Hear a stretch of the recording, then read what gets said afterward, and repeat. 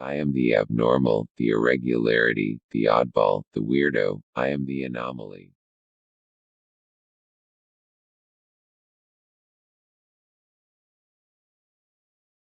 A Brother's Betrayal Part 1. A man sits in a black Cadillac with two of his accomplices, donning an all-black stylish suit. Like a shadow in the night. He took a few pulls from his e-pen. One of his accomplices speaks up. "Hey Dominic, what's taking him? We've been waiting for almost 2 hours." As he blows the smoke from his lips, Dominic responds.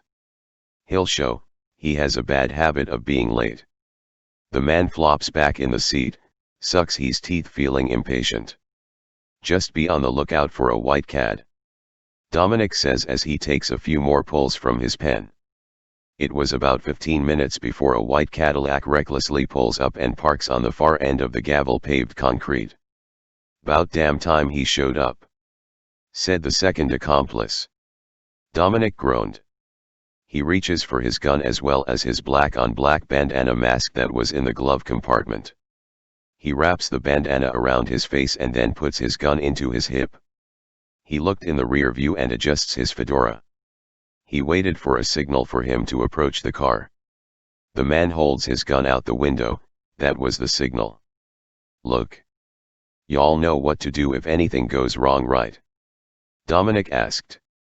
Without hesitation, they both nodded in agreement.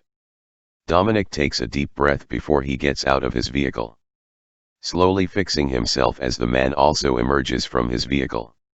Dominic walks up to the car following the man to the trunk of his car where muffled grunting and thrashing can be heard. Dominic's expression changed. He looked annoyed, raising an eyebrow. "What?" he said. "What took you so long, Duce?" Dominic asked. "The man put up a good fight," Duce tried to say. "For nearly 3 hours," he responded. There was a long silence before Duce came up with an answer. "Yeah." Dominic's face was unfazed. "You sir are a terrible liar," he says as he dons his black gloves. "Let's get this shit over with," Dominic says as Duce opened the trunk. Inside was a skinny man bound and gagged. He also had a bag over his head. Both Dominic and Duce dragged the man out of the trunk and laid him on the ground. The bag was then pulled off the man's head. He looked around frantically, surrounded by bright lights that blurred his vision. Duce then unties the man's mouth so that he could breathe. "What the hell is going here?" the man muffled pleads. "Douglas the Snake Reynolds," Duce yelled. Dominic just stood and watched, his gun at his side ready to use it, but only when he needed to. Duce continued. "Now I bet you're wondering why you're here, Snake." He begins to pace back and forth in front of him. "Plain and simple, you stole from me and then you had the audacity to disrespect me and hone in on my girl." That wasn't simple at all, Dominic thought. He was growing bored quickly. The problem with Duce was he didn't think things too clearly. He would much rather intimidate the victim, then accuse, then straight up kill without mercy. To make it worse, he has a real short fuse. Now with Dominic on the other hand, he is the complete opposite. He's more of the strong silenced type, and only speaks when necessary. A smooth individual that knows best. Oh, he will show mercy when it calls for it, but get him angry and he's bound to become your worst nightmare. Dominic watched as the snake pleaded with his life, somewhat lying through his teeth. Snake knew what he was getting into when he tried to wiggle his way in between Bella's thick thighs. Hell, Dominic knew that Bella was gonna snitch sooner or later, and now here he is, bound and gagged, beaten to a bloody mess and waiting for his inevitable fate. But as to why Snake was here is unknown to Dominic. Duce was going on and on about how Snake disrespected him and that he was gonna pay with his life. Kicking him and slapping him around, further escalating Duce's rage. All while Dominic was standing there, waiting, feeling bored. Pulling out his pen once again, taking a few pulls. "It's all part of my job," Dominic thinks aloud.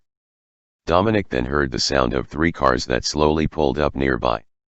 They didn't have any lights on. and their windows were heavily tinted. Dominic took a very wild guess, while glancing out of his side eye.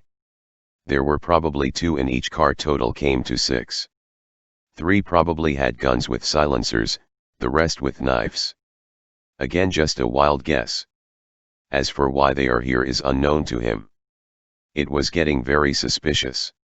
Would Dominic think twice and run? No, because people like Dominic was thought to never show fear in the eyes of the wicked. Only then they would know what aids your fear. Looking back at Duce as he still kept at for about 10 minutes. Dominic was slowly losing patience. He gripped the muscles between his eyes, took a deep breath and adjusted his hat. He then proceeds to walk over to Duce to cool him down. But that would soon change. Laughter can be heard, it was unsettling. Duce's body was twitching. Dominic became cautious as he approached him. "Yeah, know something, Dominic, I always knew you were demoniacally smart, but I didn't think you of all people would be so dumb and gullible," he said with an evil smile. "What the fuck are you going on about?" Dominic said as he stopped in his tracks. Duce continues. "Did you honestly think that I was here to get back at Douglas?"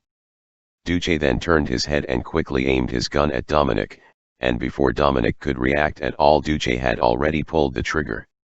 Dominic went into shock at the bullet came in contact with his body at close range. An evil smile was frozen upon his face as he watched his bullet taste his brother's chest.